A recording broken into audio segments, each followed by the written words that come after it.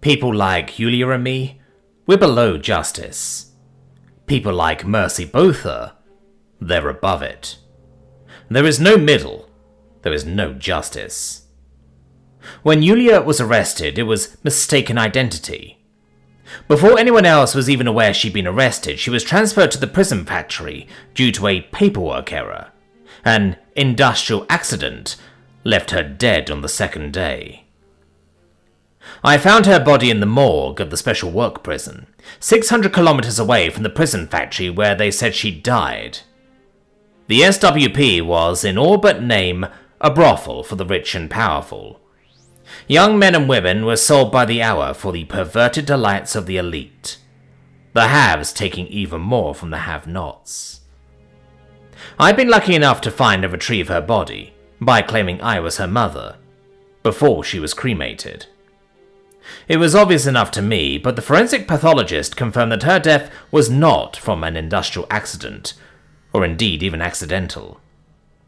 12 rounds from a gas pistol at short range is far from accidental. Not that any kind of investigation will be done, and no justice beyond firing the guard for unauthorized discharge of a firearm, and sending him back to the city. As I said, we're below justice, as is the guard now. While he wore the uniform, he enjoyed the benefits, but those at the top will sacrifice as many of us as needed to keep the masses placated.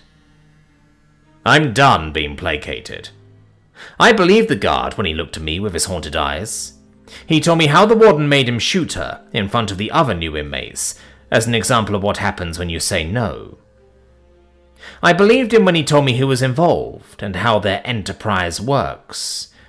I believed him, but I didn't answer his pleas for forgiveness. I looked down at where he knelt in front of me, his eyes filled with tears. You could have, should have, said no, I said, like she did. His eyes grew wide as I drew the blade I'd hidden in my palm across his throat. The guttural gurgling he made was his last sound, and how I will forever remember him. I would have preferred to shoot him 12 times, but guns are not allowed to city residents.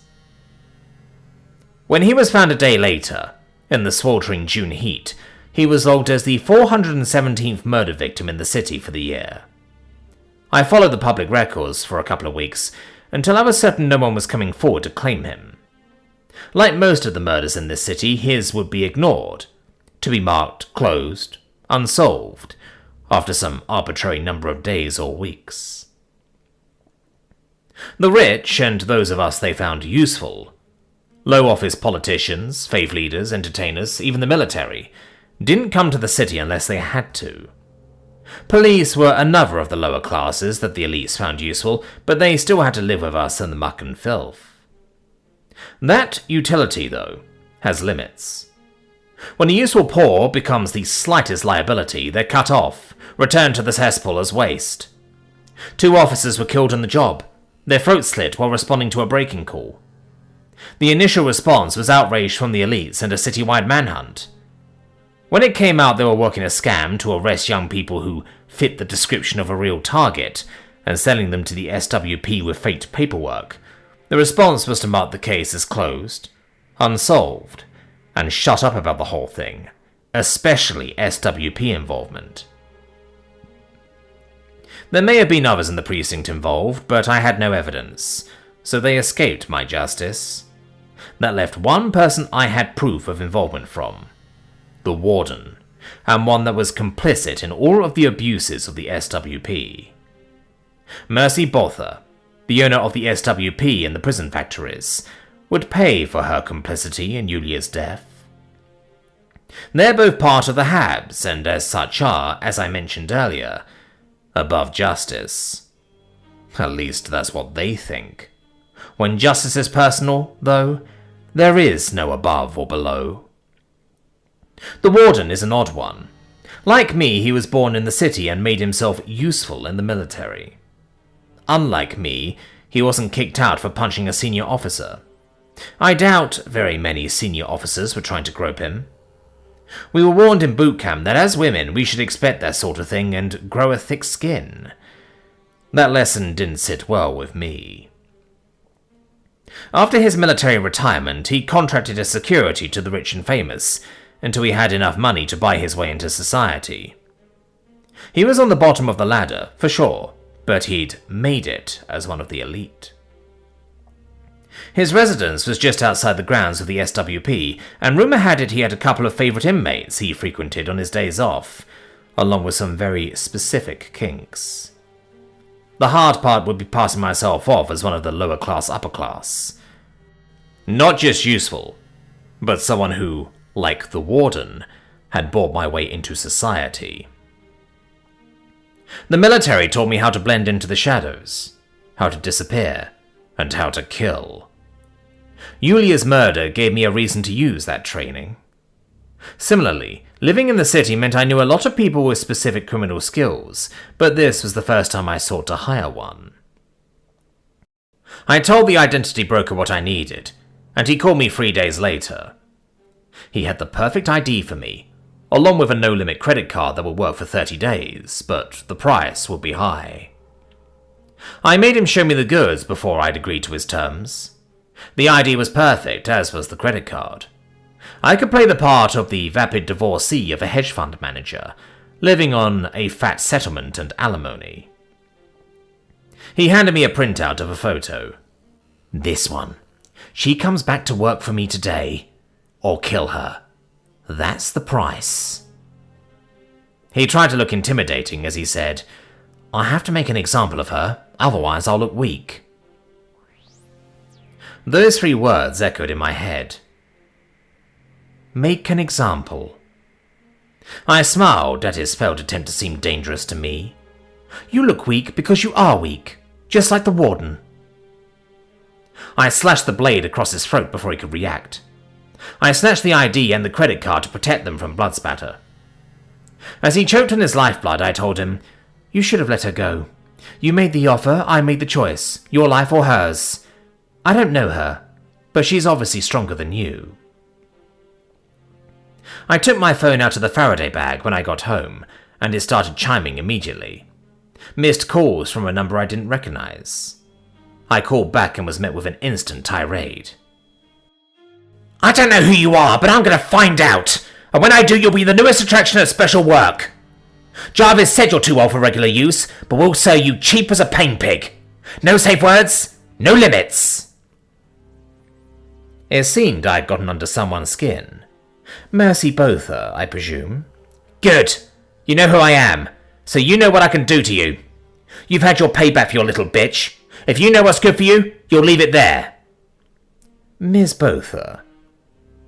I put as much honey into my voice as possible. "You really don't know when to stop, do you? All your life, everything has been handed to you on a silver platter. Ask the warden what it's like in the city. Maybe then you would understand that threats don't work on all of us. Especially me. Be seeing you soon." I disconnected and dropped the phone on the counter. My location was no doubt known to Mercy Botha now.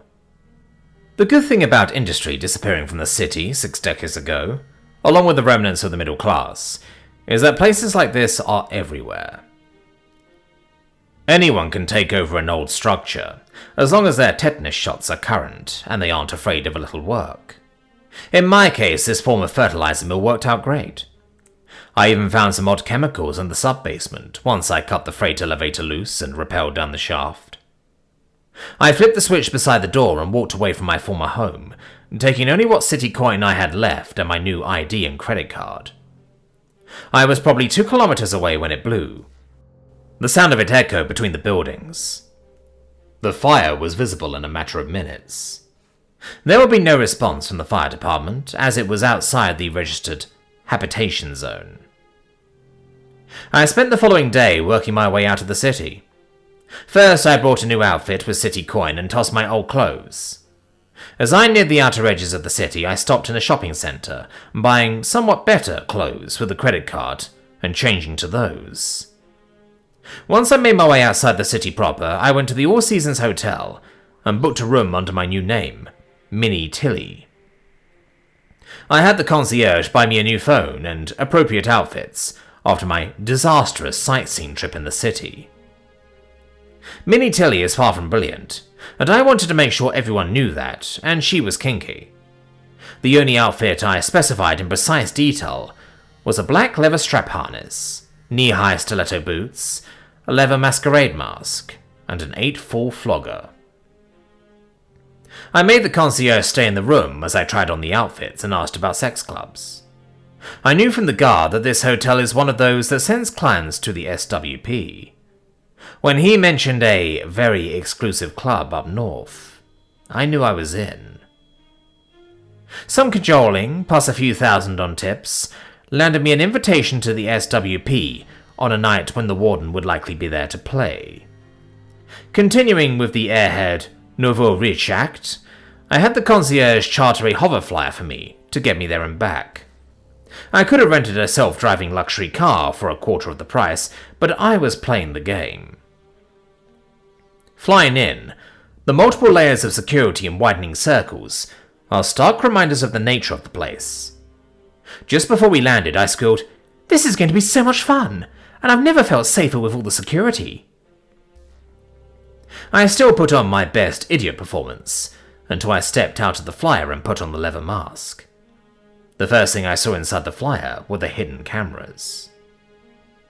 The flyer gone, the mask covering the top half of my face and the overcoat I'd been covered in dropped on the ground. I marched to the guard at the gate, flogger in hand. "Raincoat's optional," I said, that being the daily code word. He led me through the guard shack to a tunnel that led to the club and turned to go. I stopped him by clearing my throat. "Is my Jarvis pig down here tonight?" I asked. "I was hoping to give him an early birthday present for being such a little piggy." The guard swallowed hard. It's okay, dear. I cleared it with Mistress Botha." I showed the guard the number I'd saved on my phone. I hoped he recognized it. "He's in room B114, but he's with an inmate." He gestured behind himself with a thumb. "I've, got to get back to my post." "You do that, dear. Thank you for being such a good boy." He turned and ran back to the guard shack. I don't know what he thought I might do to him, but it was better he was gone. The room wasn't locked. None of them were. Some were wide open, the elite proud of their ability to use and abuse the inmates. He didn't hear me enter, but I slammed the door shut so he'd know I was there.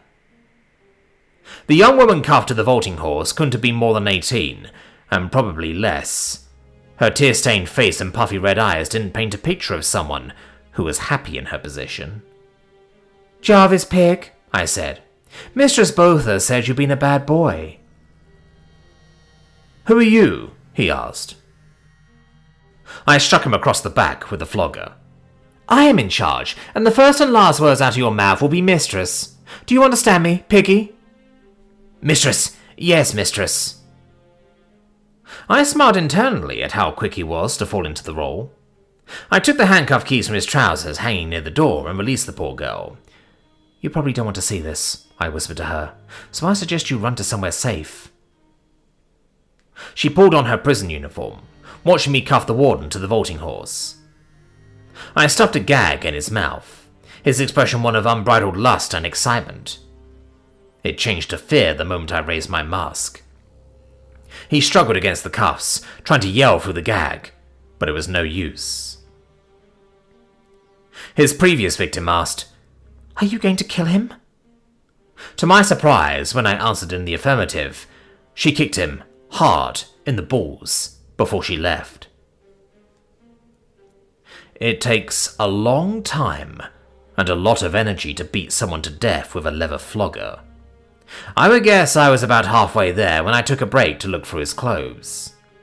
He had a pistol in there, a 24-shot, 9mm with a suppressor. Not a standard guard's pistol, more like something a gangster would want. I was tired and shot him in the head. When it was nowhere near as loud as I expected, I walked out of the room to see the girl still standing there. She held out her hand and I gave her the pistol, put my mask back on, and left. I don't know how long she waited, but she killed 20 and wounded 3. none of which were inmates, before the guards shot her dead. The news cycle was all about the massacre that had happened at a charity fundraiser being held at the SWP. I turned the view screen off where Miss Beaufort began ranting about Minnie Tilly, the killer mistress, and vowing to release huge grants to police everywhere to find her. They might, if I don't find Mercy Beaufort first.